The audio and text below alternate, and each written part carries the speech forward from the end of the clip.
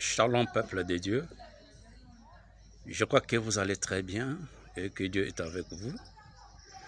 J'aimerais qu'on puisse partager quelque chose de très important qui concerne notre vie, car les moments, les temps nous pressent tellement. Est-ce que tu t'es déjà demandé pourquoi ta présence sur la terre? Chaque personne sur la terre a une mission à accomplir. Alors tu dois veiller et connaître ta mission par laquelle, donc la mission que Dieu t'a donnée. Donc tu t'es réveillé aujourd'hui en bonne santé, en forme, mais alors ailleurs, beaucoup ont eu des accidents, beaucoup sont morts, on les a enterrés. Mais pourquoi pas toi? Il faut te demander pourquoi tu es encore vivant. C'est que tu as une mission à accomplir.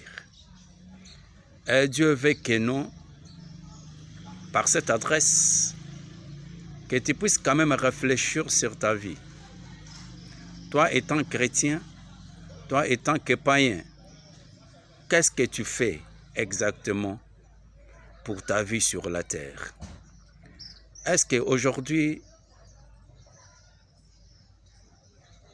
c'est le mois, on est dans le mois d'octobre 2024.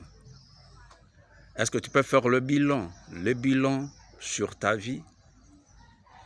C'est que tu as déjà accompli pour le Seigneur. Je mentionne bien pour le Seigneur. Est-ce que tu exerces bien ta mission? Sache bien que nous, chacun de nous rendra compte la façon dont il a utilisé son temps sur la terre. Il y a un Dieu puissant qui est là au ciel, qui nous prête le souffle de vie chaque jour. Mais il y a des fois, quand nous arrivons vers la fin du mois, donc il y a des factures qui arrivent, des SNEL, la régie des eaux.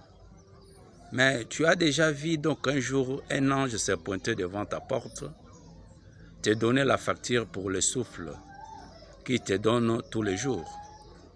Non, loin de là. Et voilà donc la bonté de Dieu, la grandeur de Dieu. Il te donne le souffle de vie, il te donne l'être et les mouvements. Aujourd'hui, il te donne la force de se tenir entre tes deux pieds. Est-ce que tu t'es réveillé pour faire le mal, pour pécher? Lis dans Matthieu 24, il y a des signes, il y a des événements que Jésus-Christ, notre Seigneur, étant sur la terre, il a mentionné ça. Ce sont des signes qui annoncent qui annoncent son avènement. Donc ce sont des signes précurseurs qui annoncent l'avènement de notre Seigneur Jésus-Christ. Mais quand il lit, donc vraiment, tous ces signes-là est déjà accomplis sur cette terre. Est-ce que tu te demandes que l'enlèvement peut intervenir à n'importe quel moment? Nous sommes sur la terre ici. Où passera-t-il ton éternité? Et ta vie avec Jésus-Christ, comment ça y est? La relation avec Jésus est froide ou bien chaude? Peux te poser cette question-là. Est-ce que tu es sûr que si Jésus revient aujourd'hui, tu es capable de rejoindre dans les airs, parce que Jésus va se tenir dans les airs et nous les chrétiens, nous allons les rejoindre. Et tu sais qui va nous faciliter cette tâche-là pour rejoindre Jésus dans les airs? C'est le Saint-Esprit. Est-ce que tu es en communion avec le Saint-Esprit tous les jours? Tu communiques avec le Saint-Esprit? À ce temps-là, nous sommes dans la dispensation du Saint-Esprit. À ce temps ici. C'est le Saint-Esprit qui nous guide, qui veille sur nous. Le Saint-Esprit, c'est la troisième personne de la divinité. Alors c'est lui qui nous guide. Jésus avait dit ceci, il est avantageux que je m'en aille, en fait que le consolateur vienne. Quand il sera venu, il vous conduira dans toute la vérité. Toute la vérité. Et vous relèvera toutes choses. Il va vous révéler toutes choses. Et c'est le Saint-Esprit, donc, il va tout d'abord nous enseigner et après, donc, nous conduire dans toute la vérité.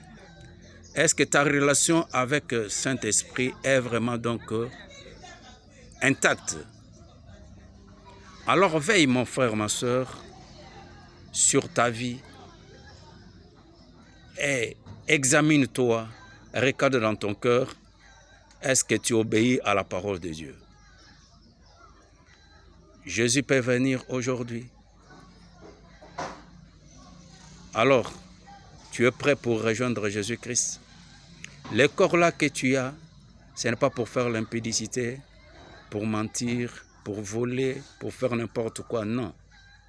Mais ces corps-là, c'est pour faire du bien, faire du bien, faire du bien, marcher dans sa parole. Alors nous allons retourner un jour vers notre Créateur. Alors utilise ton temps correctement pour que tu ne sois pas surpris. Lève-toi. On va à l'église, ce n'est pas pour aller chercher des bénédictions. Le mariage, tu ne peux pas monter à la montagne pour aller chercher seulement donc des bénédictions. Mais tu peux monter à la montagne pour chercher l'intimité, renforcer l'intimité avec ton Dieu. Dès que tu as Dieu en toi, le Dieu le Père, le Dieu le Fils, le Dieu le Saint-Esprit, sache bien que non, la bénédiction va te suivre. La Bible déclare que nous j'ordonnais à la bénédiction de te suivre partout. Quand tu as donc Dieu en toi, tu obéis à la parole et directement la bénédiction va te suivre. Matthieu 6, 33 dit ceci, « Cherchez premièrement le royaume des cieux et sa justice, et le reste vous sera donné par-dessus. » Et le reste aujourd'hui cherche le reste. Mais il oublie de chercher tout d'abord Dieu. Dieu qui est l'auteur de toute la bénédiction, toute la bénédiction. C'est Dieu qui est l'auteur de la bénédiction. Mais les gens cherchent seulement donc à avoir des bénédictions, à avoir des choses qui proviennent de Dieu, mais ils haïssent quand même Dieu et ils font de mal. Bien-aimé, c'est le moment. Je voulais que nous, par cette adresse, que tu puisses faire quand même donc un changement dans ta vie. Donc change ton comportement, change la manière de vivre d'une manière donc qui n'est pas cohérente, qui n'est pas correcte. Alors donc, attache-toi à Dieu, marche avec lui et tu verras que non, des choses vont aller mieux en mieux. Jésus a besoin de toi. Mais pourquoi courir de gauche à droite? Mais cherche seulement l'auteur de toutes choses et tu verras que non, des choses s'améliorent en toi. Aujourd'hui, tu respires, mais demain, je ne sais pas. Tu peux dire que non, Jésus ne revient pas maintenant. Mais il y a beaucoup de gens qu'on l'écrase par des voitures. Il y a beaucoup qui sont donc quand même donc poignardés, ils sont morts. Mais aujourd'hui, tu peux heurter contre une pierre et mourir. Mais tu dois préparer ton jour. Tu ne peux pas faire vivre ta vie en brouillon. Mais tu dois vivre ta vie donc correctement. Alors, attache-toi au Seigneur Jésus-Christ. Vis la vie de Jésus-Christ. Galates 2:20 dit ceci, si je vis, ce n'est plus moi qui vis, c'est Christ qui vit en moi. Alors j'aimerais que Jésus-Christ puisse vivre en toi, dès maintenant et à jamais, et que le Seigneur puisse coordonner ta vie, que mon Dieu vous bénisse abondamment, que la grâce de Dieu vous accompagne pour toujours.